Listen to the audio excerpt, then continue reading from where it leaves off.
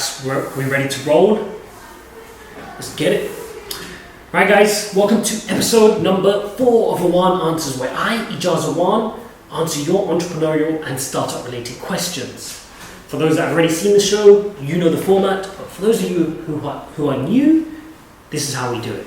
You can ask any entrepreneurial startup related question, but you must do so via Snapchat. Okay, so I'm actually throw up my snap code up here somewhere. Guys, pause the video, take that snap code, upload it onto Snapchat, add me as a friend, and ask all your questions on there. I'll do my best to get through as many as possible.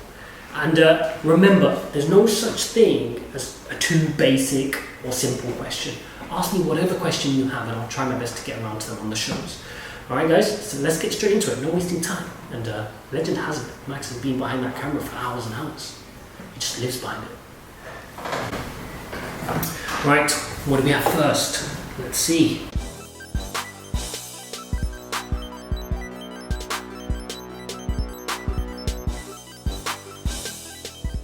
Right, can the business function day to day without me?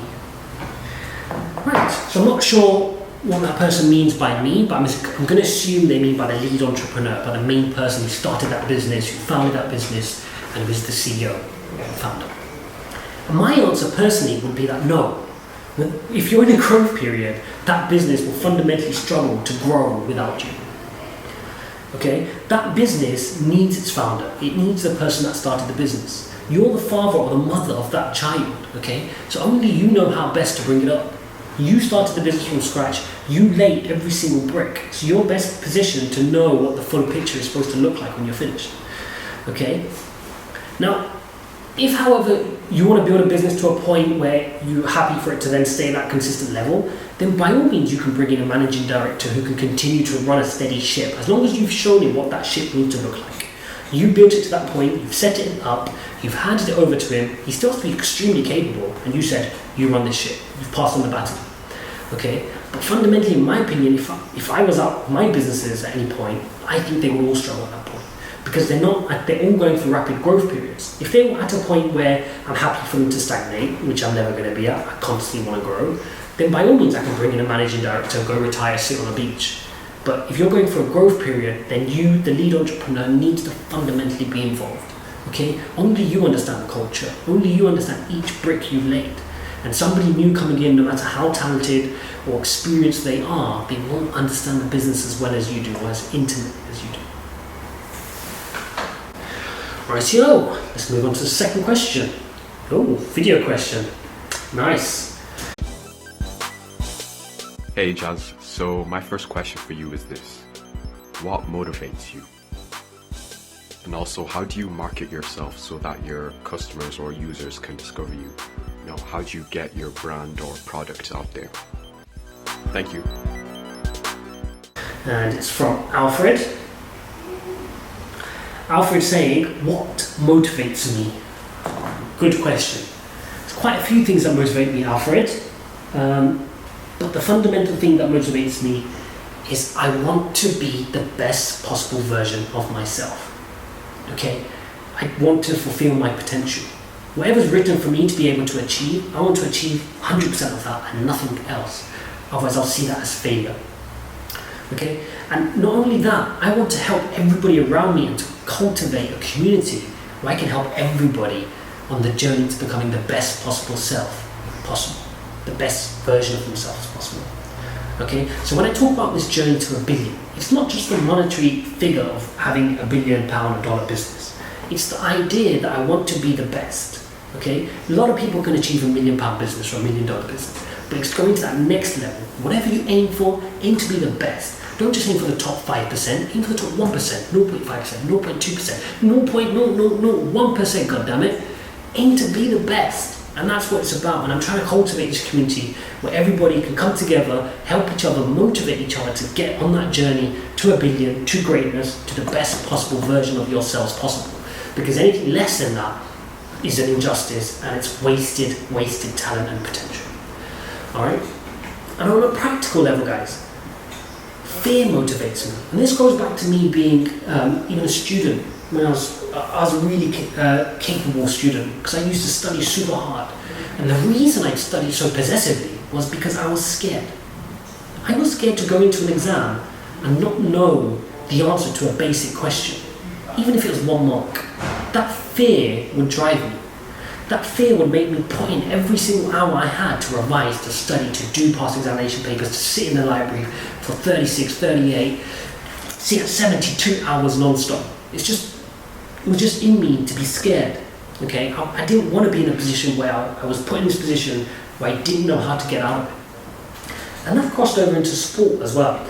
I was an amateur boxer, and even within that discipline, I was scared to get connected with a punch. Not because it hurts particularly, but even a jab.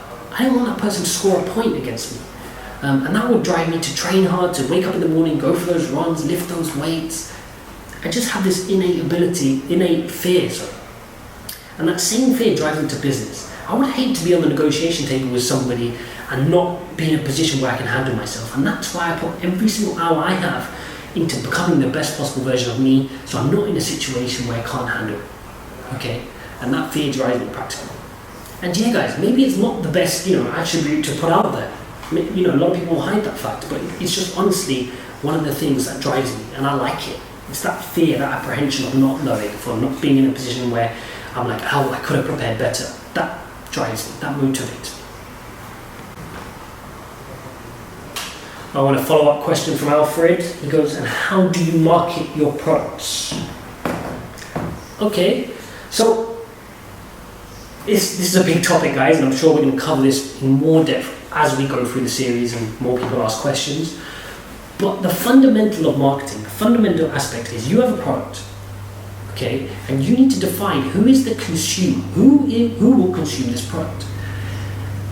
And if you stumble at this first hurdle and you're saying, oh, I'm not sure who my consumer is, everybody could buy it potentially, then that's a flaw. You need to define specifically who is your consumer, okay?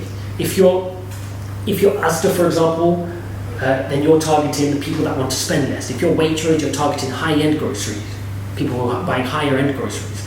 Okay, so you need to really define what is your product, what is its niche, and really write out and draw out who is the end consumer for this product, who's the ideal customer. Once you've gone through that exercise, you now need to find out, where does that person live? Where do they live? What data do they consume?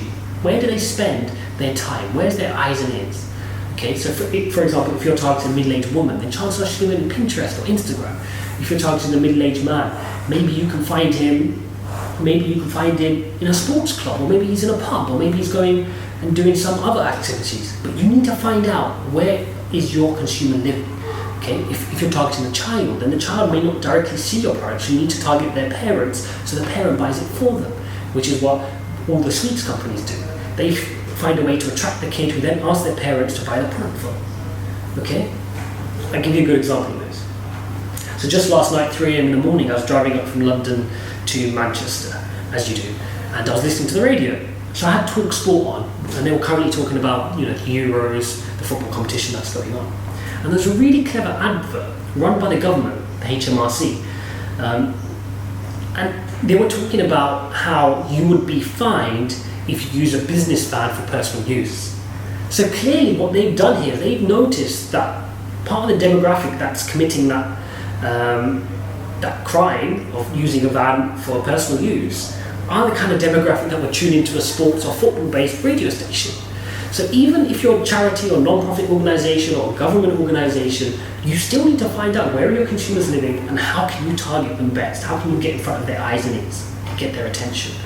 Okay, so yeah, I thought that was quite a clever example, and you can observe these on every single day. Look at products, try to understand how is that brand promoting itself to its end user, and you'll see exactly how they're playing the game. All right, but I guess they're targeting me. I guess I'm using a van for personal use. Awkward. Right, yo, what's up next?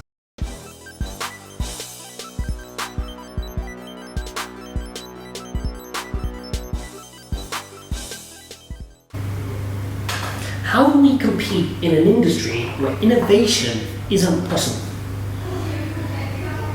Right, so I think this is very similar to the question you had on episode 3 of Awan Answers, where they're talking about legislation and how certain rules and regulations that the government set can prevent you from innovating within your space. But here's my answer. If you're an entrepreneur, if if you're a businessman, if you're somebody that wants to take something from scratch or grow it massively, you need to be resourceful. You can't accept these limitations and constraints. It's your job to think outside the box and to provide solutions where no one else can see them. Only then will you get the fruits. Only then will you be able to grow a truly big business.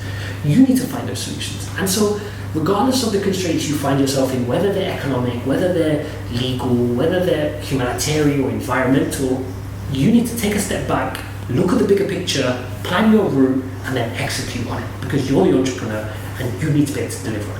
If you find yourself just blaming, the situations and the circumstances, you're not going to get very far. So forget the blame game, accept the situations you're in, and then look for ways to move forward. For example, in the UK, we've just voted for Brexit, which means that UK has the majority of the UK has voted to leave the EU. That's massive here. That's going to have massive economic and business repercussions. But I'm not going to sit here and complain. I'm not going to sit here and whine. And I posted my sentiments on the Brexit vote on my Facebook page. So guys, if you haven't checked that out, go check that out. Here, Max, can you throw up my Facebook URL here so you can go check me out, like me there as well. And I'm not going to moan. It's in these situations that you need to accept the circumstances you've been put in and then try to make the best happen. And in every circumstance there is an opportunity, but only for the person that is willing to look out for them.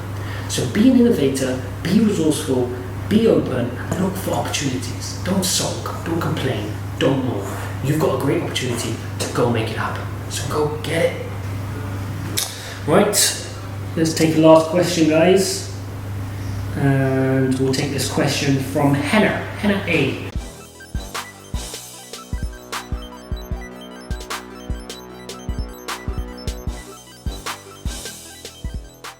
I would like to know, would it be a good age for me to start a business at 19? Guys, of course, if you're 19, of course that's a great age to start a business. Why not? Nowadays we're getting younger and younger entrepreneurs because the youngsters understand the demographics and understand what youngsters want. Okay, so I started my first business when I was 15 because I knew working wasn't for me. But at the same time, what I would input as a caveat is don't leave education. I went through the education process. I did my A-levels, I studied at university, and you do learn a lot of skills through that process. So I will never give up on the opportunity. If you've got the opportunity to go and study and you're good at it, go and do it.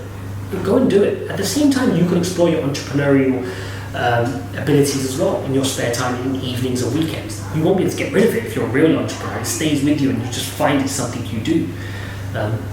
But yes, absolutely, if you're 19, there's no reason you cannot go out there and run a business. As long as you are making observations, you're spotting things and patterns, and you're noticing that you can add value in certain ways, then by all means go out there, find out what people are lacking, what they need, what products and services would add value to them, and go and produce those products and execute. Age is just a number. If you really want it and you're willing to educate yourself and go through the hard work, go and make it happen, and it will happen. And ignore the naysayers that say you can't. Just because they haven't, you can go and get it. Yep, I think that brings us to an end of this show, guys. So a quick fire 4 questions. As I said, I'm trying to get these questions out more frequently. If you enjoyed it, please don't forget to like, comment and subscribe. Pass it on to your friends, and don't forget to add me on Snapchat. Max, go on, throw up my Snap code one last time. One last bit of editing for you.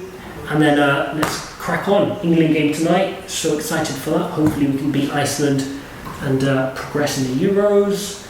My last week of fasting. So yeah, that should be good. And get your questions in on Snapchat. If you don't get some good questions in, guys, the show's only as good as your questions. So get in your questions, pictures, Snapchats, get your filters on there, make it exciting, and I'll see you in the next show. Let's get it.